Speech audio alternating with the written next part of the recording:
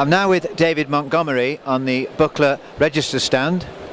Good afternoon, David, and welcome to the Classic Restoration Show 2019. Thank you very much. So can we have a little bit of a talk about this car in front of me, this lovely Buckler you've got here?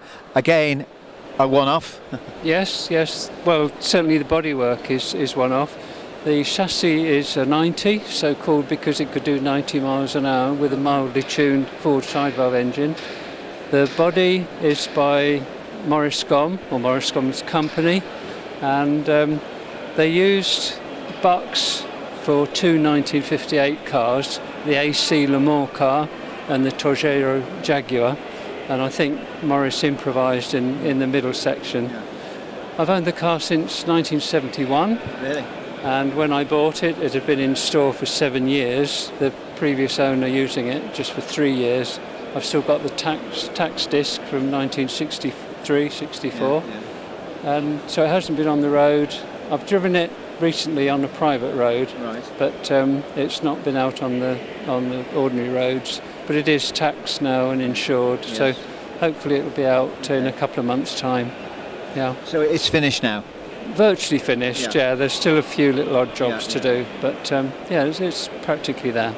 What size engine's in it? It's the 1172 forward side valve, the earlier version.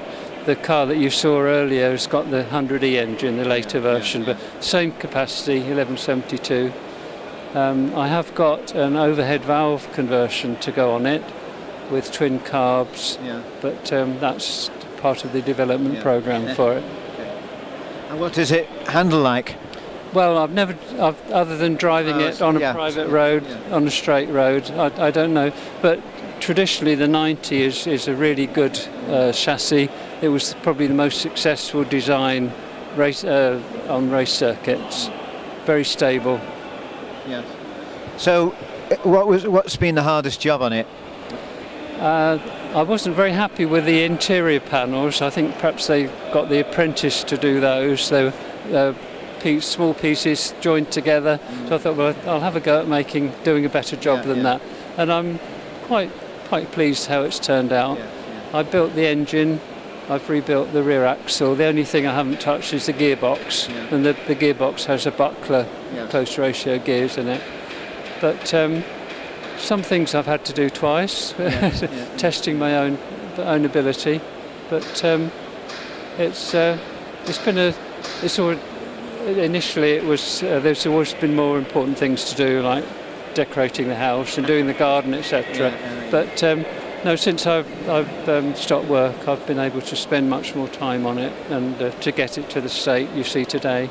A lot of cars of that era as well were always in this silver, weren't they? The aluminium type, weren't they? Quite a few, yes. Yeah, I think famously the racing Mercedes, they were painted, but to save weight they cut the paint off. But it was a pale green colour when I bought it, but unfortunately to begin with I didn't have a good storage for it, and the paint started to blister, so I took it all off. I will get it painted. Yeah. So you are planning to paint it? Yes, yeah.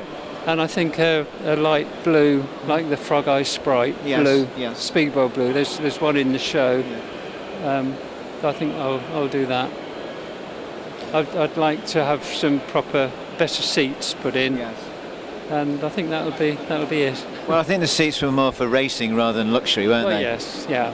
It's not a touring car or anything. Somebody commented on, well, there's not much room for luggage or anything, so.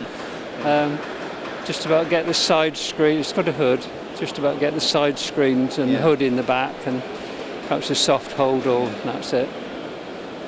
At least you're going to have it running on the road. That's what's good about it. Yes. Yeah. I'm hoping we've got the trailer parked some way away, so I'm hoping it will last me to drive it back tomorrow when we pack up. Well, thank you, David, for the interview. Oh, you're very welcome. Thank you for letting me look at the car. It's lovely. Thank you. Thank you. And I hope it goes well, and you get it back on the road, and you get many happy hours with it. Lovely. Thanks very much. Thank you very much. Thank you.